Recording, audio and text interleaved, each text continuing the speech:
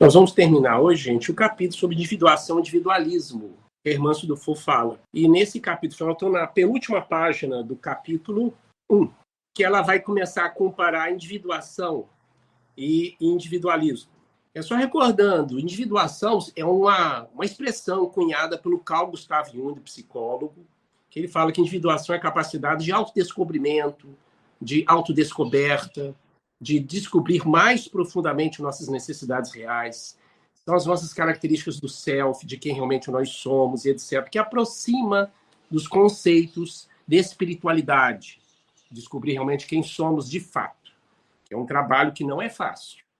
E ela vem comparando com o individualismo. O que é individualismo, gente? Individualismo é um conceito social filosófico. Não existe essa função de individualismo, individuação no nosso cérebro. Ele está representado pelo córtex pré-frontal, que é responsável por tomada de decisão, por rever rotas diferentes, controle das emoções, julgamento crítico e etc. São funções bem do Homo sapiens. E está representado nessa área. Então, ela faz uma comparação aqui, gente, individuação e individualismo. Bom, individualismo é a capacidade que nós temos de buscar a liberdade, a autonomia, que muitas vezes em detrimento do coletivo. O individualismo ele é capaz de nos levar até realmente a questões negativas, mas também positivas, de que melhora a nossa capacidade de encontrar a diversidade, de construir o nosso próprio caminho. Isso é um individualismo. Ela aqui, neste capítulo, ela compara, ela faz essa dicotomia entre individuação e individualismo. Não é que ela está errada, eu não estou criticando a irmã Dufour, mas na leitura aqui, tudo que ela fala é verdade. Mas é apenas um resumo, uma forma didática que ela compara individuação com individualismo. Porque essa dicotomia que ela faz aqui, gente, ela simplifica conceitos muito complexos, tá? Então, individuação, individualismo, individualidade, eles geralmente estão interligados entre si, principalmente representado no córtex pré-frontal. Claro, como eu disse, a individuação está mais relacionada ao self, à espiritualidade, ao mergulho de descobrir quem somos, até descobrir nossas sombras, como diz o Jung. Nossas sombras é aquilo que a gente não gosta, que a gente não quer ver. Mas é importante a autoaceitação. A individuação só é feita com a autoaceitação. E individualismo faz parte da nossa sobrevivência. Está ligado ao ego, que eu já falei, ao egoísmo. Porque sem individualismo a gente não conseguiria se manter. Claro, o individualismo pode nos fazer esquecer do coletivo e só pensar em nós. É realmente uma questão mais superficial da sobrevivência, em que ele não aprofunda em outras questões. O individualismo ele também defende as nossas necessidades. Claro, só que a individuação, segundo Carl Gustav Jung, vai além, mais profundo. Quais são as suas necessidades reais? Não só vontades, não só desejos. Quais são, de fato, as suas aspirações mais íntimas? Então, é essa diferença. Mas eu quero deixar aqui bem claro que essa dicotomia que a irmã Dufour faz, não é que ela foi infeliz, não é isso. É porque ela está, de modo didático, comparando um com o outro, demonstrando o aspecto positivo da individuação e do negativo do individualismo. Mas o individualismo, gente, não tem apenas aspecto negativo. Tá? Deixar isso bem claro. Ele faz parte da nossa sobrevivência, da nossa própria capacidade de ter consciência de quem somos. E o individualismo é um caminho para a individuação. Porque sem o individualismo a gente vai perder as nossas referências. Então, o individualismo é a nossa capacidade, às vezes, de vencer, às vezes, as imposições do coletivo, um aspecto dele, quando não é muito positivo. Imagina uma pessoa que está numa família, que a família toda fica decidindo a profissão do filho. E o filho chega no momento, pô, eu não quero ser isso que estão falando. Eu quero ser a profissão X ou Y. Então, ele está quebrando uma norma. Então, nem sempre o individualismo tem um aspecto negativo. Eu dei apenas um exemplo. Mas ela, veja só o que ela diz. Grande distância separa o processo de individuação da atitude de individualismo. De fato, como eu disse, individuação é algo muito mais profundo. O nosso mergulho íntimo é a nossa reflexão de que realmente nós somos. O individualismo está muito ligado, de fato, ao ego, a questão de conquistas externas, de comparações, que pode ser positivo ou não. Ela continua. Na individuação, encontramos a necessidade Enquanto no individualismo temos a prevalência do interesse pessoal. Olha, no individualismo também a gente encontra necessidade, tá? Eu vou fazer aqui se me permite, uma correção. Só que na individuação é uma necessidade mais profunda. Quem você é? O que você quer realmente? Quais são os seus valores reais? Quais são as suas necessidades reais? Ah, eu quero um celular novo. É isso mesmo que você quer na vida? O individualismo parte mais, talvez, para questões mais externas e práticas, de conquistas pessoais, profissionais, sociais. E a individuação é um mergulho mais íntimo. É aquilo que está fora da persona, do profissional, da mãe, do pai, do filho, que eu sou o presidente da República, o faxineiro da minha empresa. Não é isso, ele vai além disso. Então, isso que talvez seja interessante realmente da individuação. Todos eles, a gente encontra a nossa necessidade, mas, repito, a individuação a gente quer ir mais além. E uma forma de ativar a individuação, eu já falei aqui, é ativando, nós acabamos de conversar sobre isso, que é a rede modo padrão. Lembra que eu falei da rede modo padrão? É quando nós não estamos focados em nada, pensando nada específico fora de nós, e começamos a divagar a mente, a pensar justamente no passado, futuro, e nesses momentos ficamos mais reflexivos, porque conectamos com memória, etc.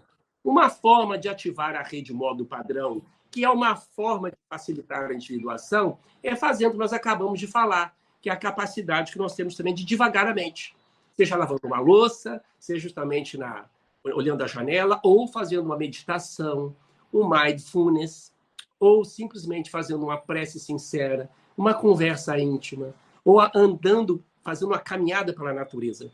São capacidades que nós temos de ativar essa rede modos padrão e facilitar a individuação.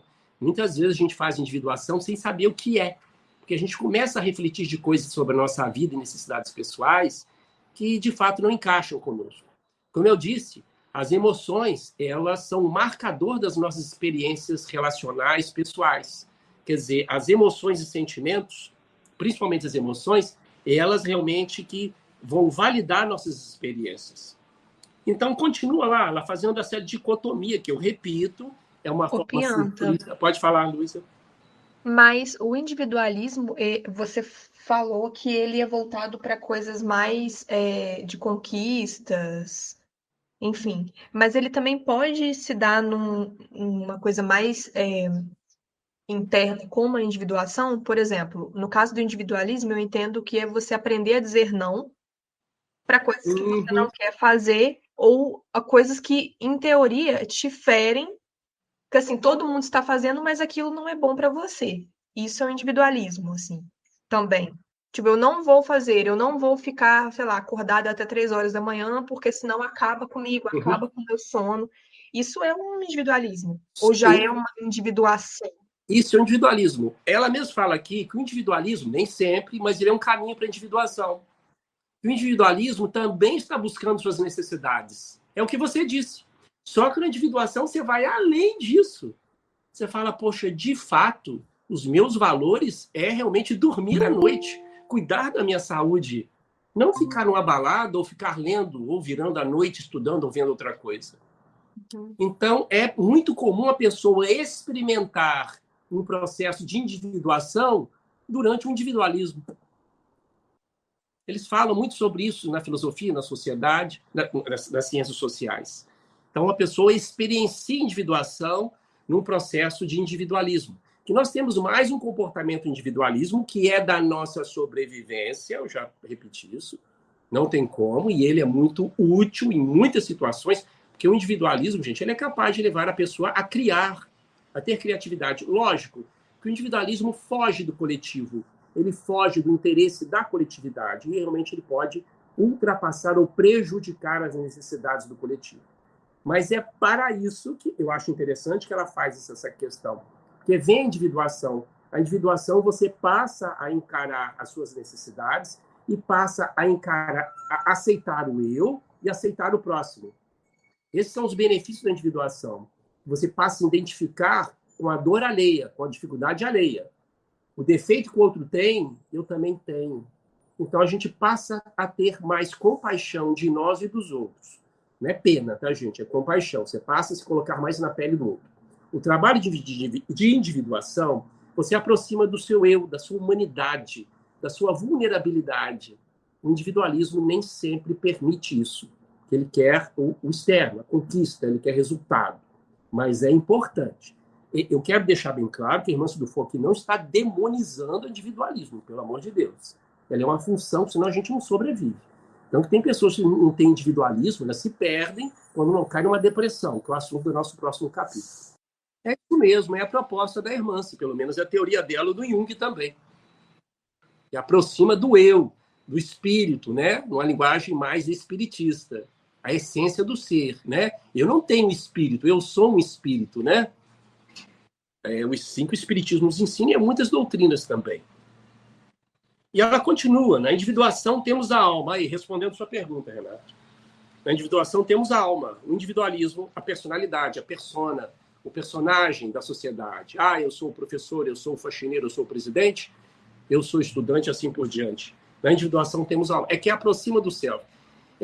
Existe uma questão, é muito interessante. Aqui agora um conceito espírita, tá, gente? Estou aqui dando um conceito que os espíritas e o espiritismo nos ensina. De que quando você desencarna, você falece, você sai do corpo, continua vivo do outro lado, e os espíritos dizem que se sentem perdidos, porque você perde o corpo, perde a sua referência de persona na Terra, na sociedade. Por isso que os espíritos se sentem um pouco perdidos na chamada vida espiritual. Você tem um corpo espiritual do outro lado, você está com a mesma forma, com as mesmas ideias, com a mesma cultura, com os mesmos defeitos. Mas existe essa sensação de perder o corpo, não o corpo material, mas o papel que você tinha na Terra. Olha que interessante, você estava muito ligado à sua persona e nós estamos. E vai mais além. Segundo o espírito Filomeno de Miranda, através de Divaldo Franco, ele fala que a maioria de nós temos muita dificuldade de se libertar das cristalizações da personalidade de outras vidas. Isso faz parte do processo evolutivo. Tanto que muitos espíritos, que somos nós, reencarnamos com muitos traços cristalizados de outras vidas. Isso não é fácil de se fazer, não. Isso justifica a reencarnação, para que o indivíduo ganhe um cérebro novo em folha, e aí esse cérebro dá condições de indivíduo desenvolver novas qualidades, virtudes e novos modos operandi. Infelizmente, às vezes negativo, mas aqui o objetivo é que ele desenvolva novos hábitos positivos, novos conectomas, né, positivos. E ela continua. Na individuação, temos a consciência, o individualismo ego. Olha, não quer dizer que o individualismo não tenha consciência, mas realmente é uma função que está associada mais ao ego, ao nosso egoísmo, à sobrevivência. A minha sobrevivência é a questão que está muito ligada ao sério. Comer, reproduzir, dormir, procurar abrigo. Tudo que a gente faz, se for somar no final, é o que a gente está fazendo. É a sobrevivência. E na individuação, quando ela diz que temos a consciência, é justamente o self, é o espírito. Não é fácil. E a individuação, gente, ela está falando do aspecto positivo da individuação. Claro, a individuação tem um aspecto positivo.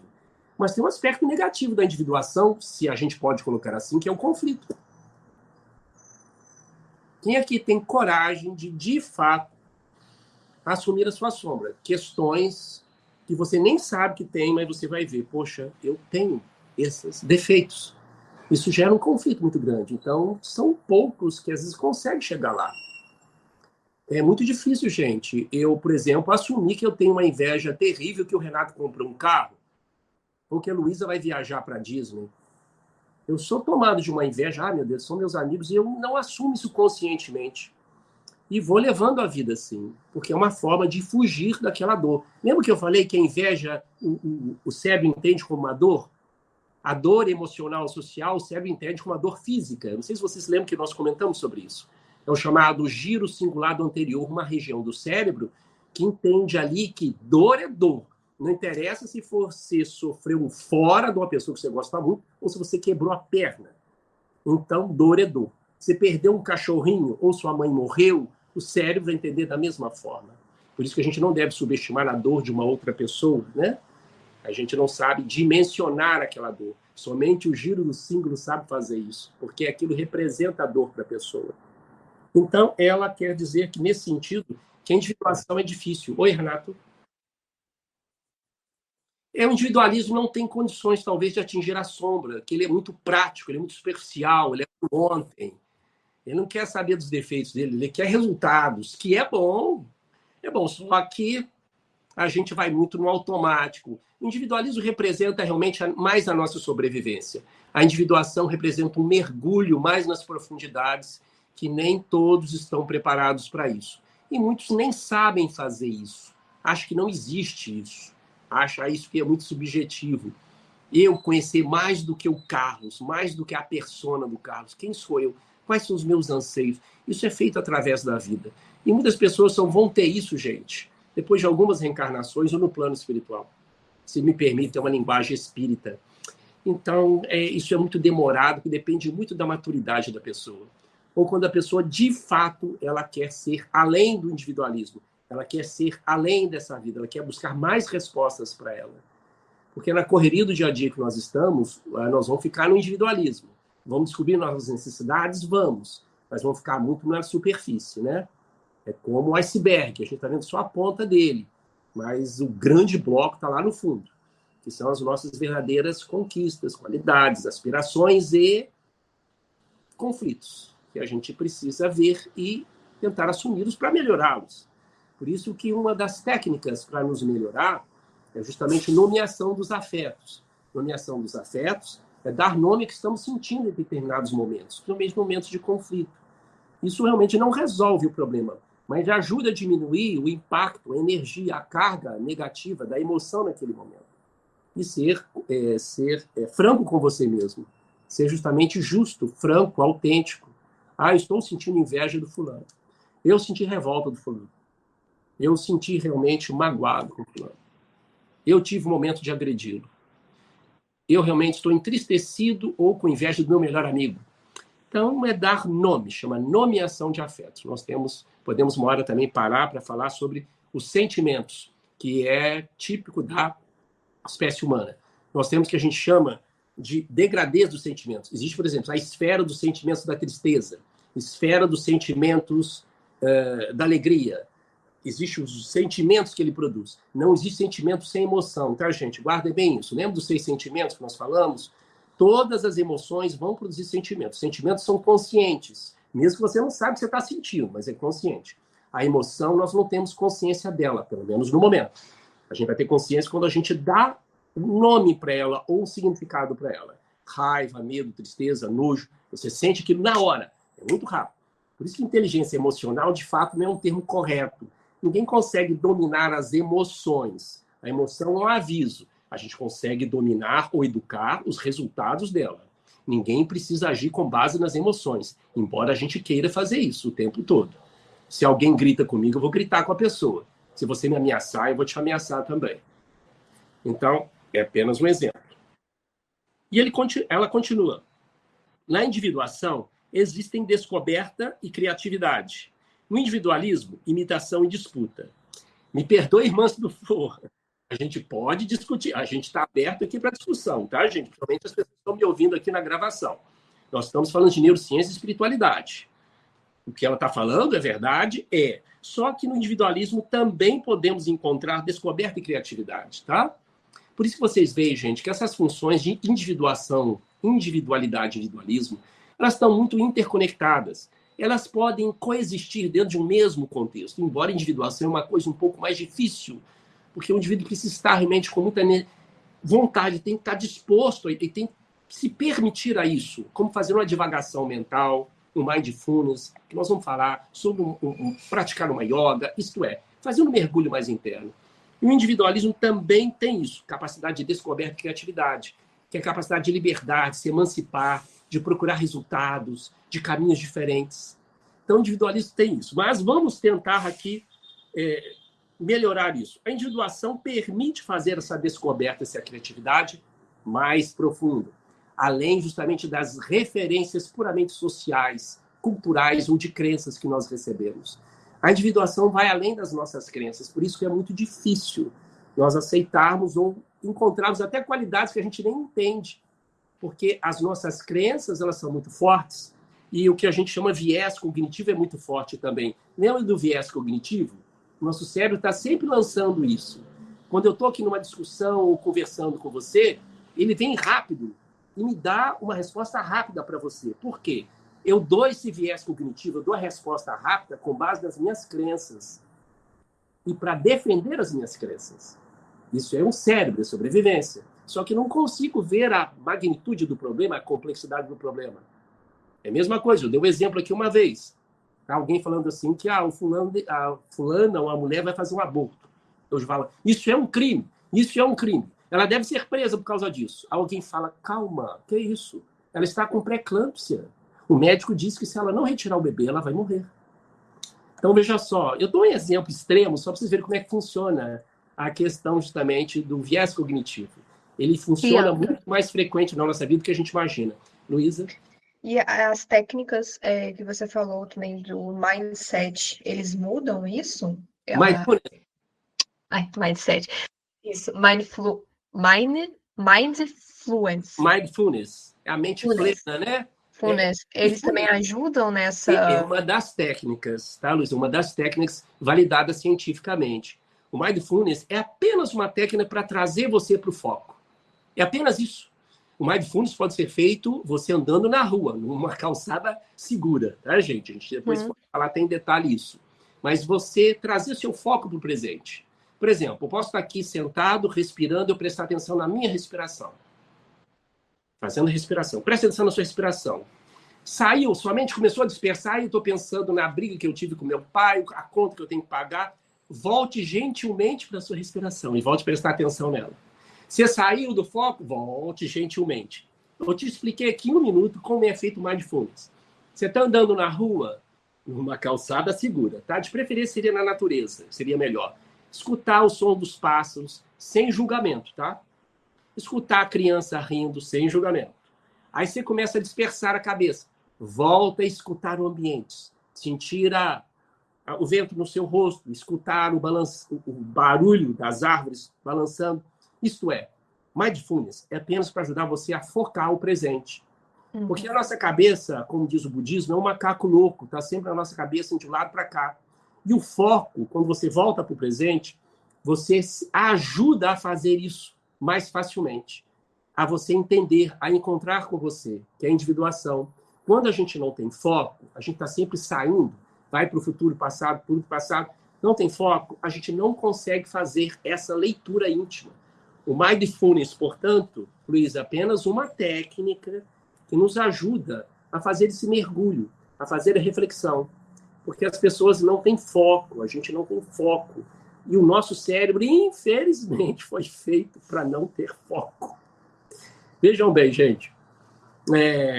Existem pesquisas relatando que a maioria do tempo nós estamos no passado ou no presente. A nossa mente ela foi feita para divagar, no sentido de que isso é um ganho do Homo sapiens, para que a gente possa justamente refletir no passado e futuro, mas acaba justamente divagando a nossa mente. Alguns neurocientistas relatam que uma mente que está sempre divagando não é uma mente feliz. Quer dizer, a gente nunca seria feliz, porque a gente está sempre aspirando pelo futuro ou tendo saudade do passado, ou fazendo terror do futuro, ou lembrando coisas negativas do passado. O cachorro, o gato, o elefante, o golfinho, eles não têm divagação mental. Eles vivem no agora, no agora, no agora. É assim, se o animal, ele não está lembrando que ontem foi Natal, que amanhã ele tem que comer um ossinho diferente. Isso não existe no animal, gente. Isso é tipo do Homo sapiens. Então, o Homo sapiens tem a capacidade de divagação mental. É um ganho evolutivo, ganho entre aspas, tá? Porque também temos essa questão. Não nos deixe estar no presente, no presente, no presente. É um foco. Então, o cérebro, gente, ele não foi feito para ficar 100% no presente. Vocês estão vendo isso, tá? Quando alguém fala que você tem que estar sempre 100% no presente, que isso é saúde para você. Não, não é bem isso, não. A gente não consegue. É a função cerebral. Não tem como ficar 100% no presente. Mas é um treinamento importante, sim, para chegar a esse ponto de reflexão. O Mindfulness te permite sempre trazer você para o presente através desse foco. Você olhar para o objeto e estar sempre pensando nele. Na individuação, temos o preparo. E no amadurecimento, na individuação, temos o preparo e o amadurecimento. No individualismo, a precipitação. Concordo com ela aqui, com certeza. O individualismo está muito relacionado, como disse, a resultado, a liberdade, a autonomia, fazer. E ele vai atrás. enquanto na individuação temos mais esse cuidado do amadurecimento, que são funções representadas pelo córtex pré-frontal, a capacidade de antever consequências. Quanto mais individuação, mais maduro, maior a nossa capacidade de ver as possíveis consequências negativas de um ato ou positivas. Tomar decisão não é fácil para o cérebro, gente, tá? Existe uma coisa chamada fadiga de escolha ou fadiga de decisão. O dia todo nós estamos tendo decisões no dia a dia, até coisa boba.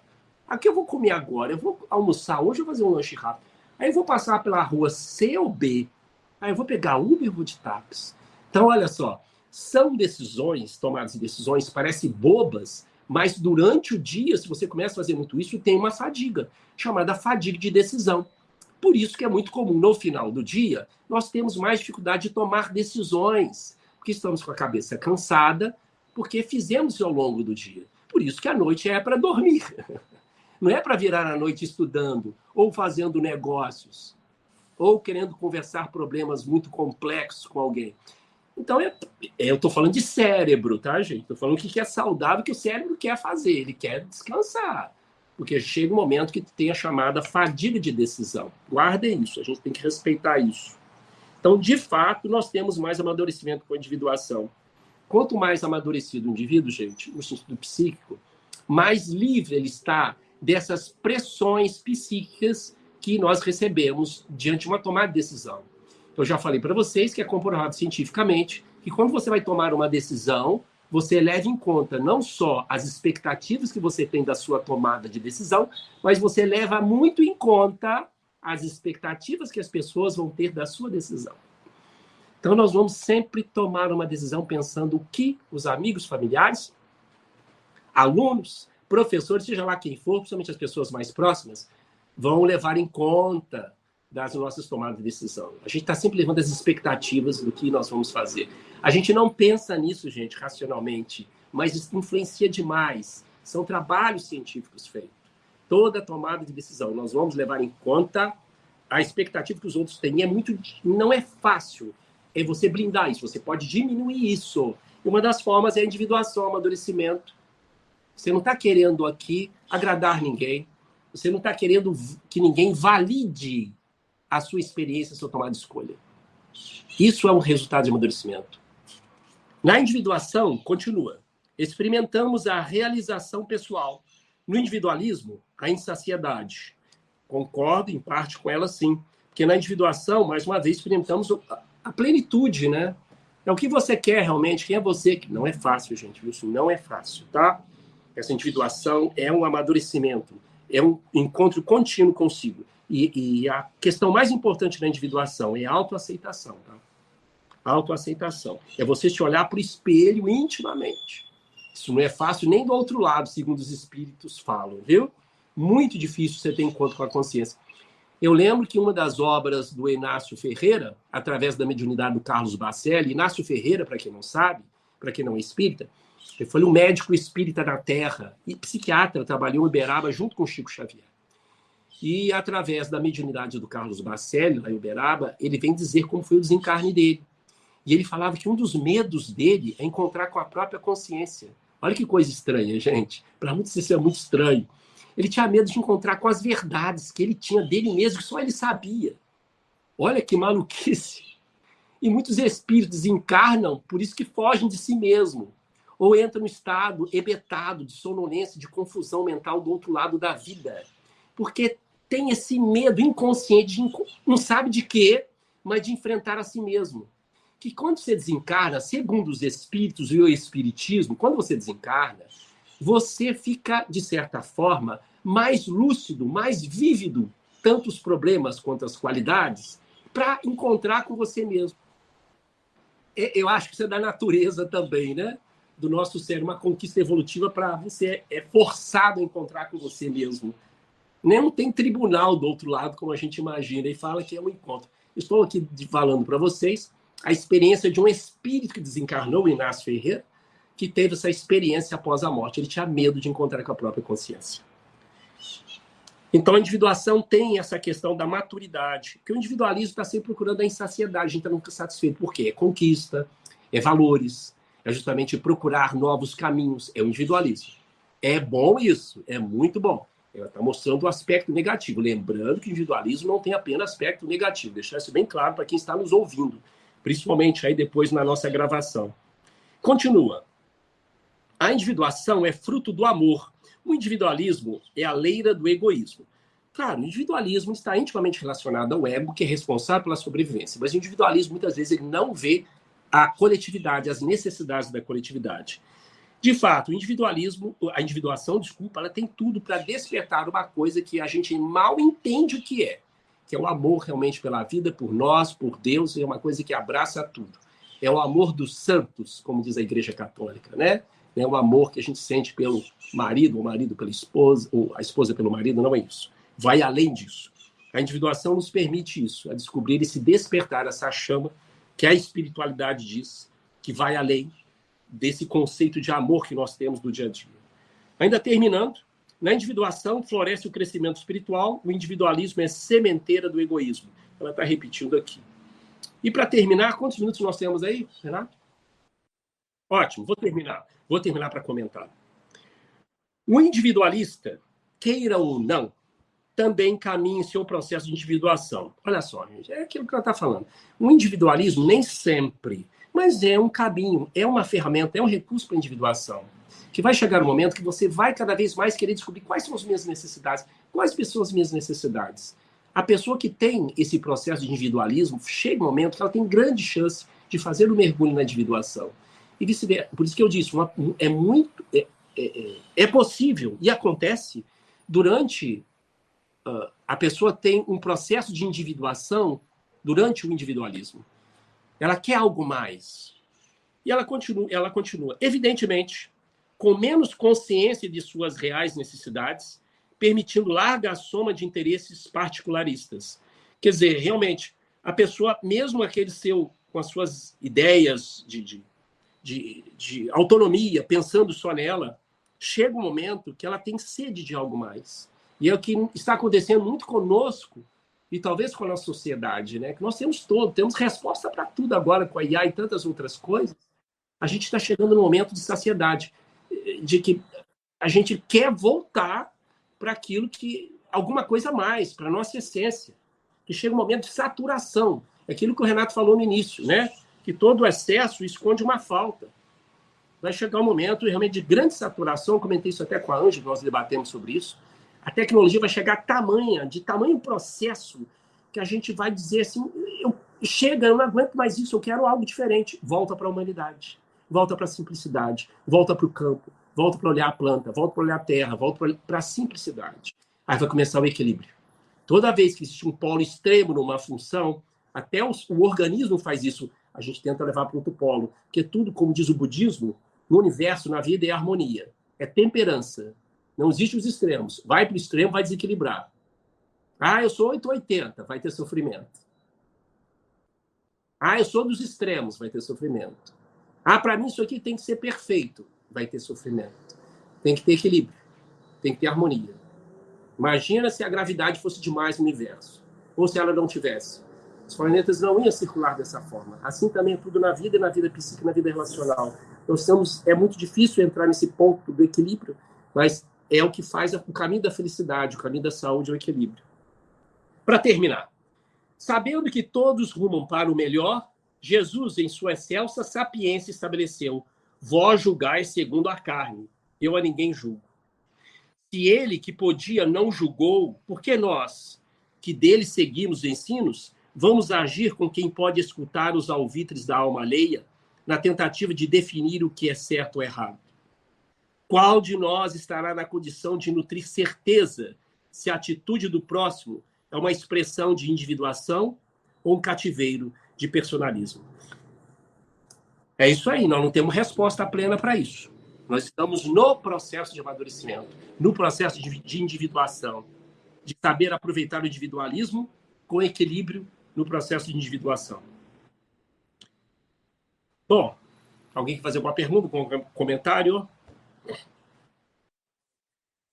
Eu entendo aqui, Renato, que ela diz aqui cuidado para não aferir, não medir a atitude das pessoas, o que elas estão sentindo. somos julgadores muito rápidos, a gente saca muito rápido o julgamento, né? A gente faz isso todo dia. São os vieses do cérebro, lembra os vieses cognitivos? Então, assim, eu falei, o indivíduo matou, ele é um assassino, não, ele estava na linha de frente na guerra. O indivíduo é um assassino, ele deve ser julgado, ele vai ser preso. Ele estava lutando com um bandido que iria invadir sua casa. Eu estou aqui colocando contextos diferentes, porque a gente julga rápido. Eu estou dando apenas situações extremas, porque a gente não tem essa dimensão. E a individuação, ela nos permite evocar essa questão de sair das nossas crenças, da forma como nós fomos, das crenças que nos prendem aos julgamentos, e a gente passa a olhar o self, que é o ser humano. Você é ser humano. O que o outro faz, você poderia fazer. Todos aqui é capaz de cometer um crime. Todos estão aqui. Todos. São 6 bilhões que nós somos, né? Todos são capazes, gente. Depende do contexto que a gente seria colocado. Então, isso é extremamente libertador, em que a gente passa a ter o julgamento em relação aos outros, passa a ser muito cauteloso, muito cuidadoso, porque a gente passa a se colocar na pele do outro. Poxa, pergunta de prova, hein, Renato? A individuação é a espiritualização do ser, né? É o que o Espírito fala, o budismo fala, é a transcendência, eles chamam isso de transcendência. É quando você aproxima justamente do self, da sua essência, e você não se apega, você não está mais atrelado às questões sociais, de crença, de papel social. Então aí realmente a gente vai estar no nirvana, que o budismo diz, que o espiritismo fala da essência espiritual. A gente tem condições de fazer isso sim. O que você ia falar, Luísa? Não, eu só vou indicar um filme, porque o Pento estava falando isso, da questão do julgamento, tudo que eu achei muito bom, que ele tá no streaming da Max, que chama Jurado Número 2, que é a direção do Clint Eastwood, que é sobre uma sessão de júri, enfim. E aí tem toda essa discussão da questão do julgamento mesmo, né? Aquela coisa que você quer precipitar, você quer falar que a pessoa cometeu o crime, enfim, tem toda uma questão sobre isso, que é um filme muito bacana. E tem uma coisa rapidinho, chamada falsas memórias, depois a gente pode até falar sobre isso. Muitas pessoas foram incriminadas, não tinha... Me tem. A pessoa teve falsa memória, a gente comenta sobre isso. Olha só o que o nosso cérebro é capaz de fazer, hein? Vamos, chama receituário oportuno, nós vamos chamar de depressão.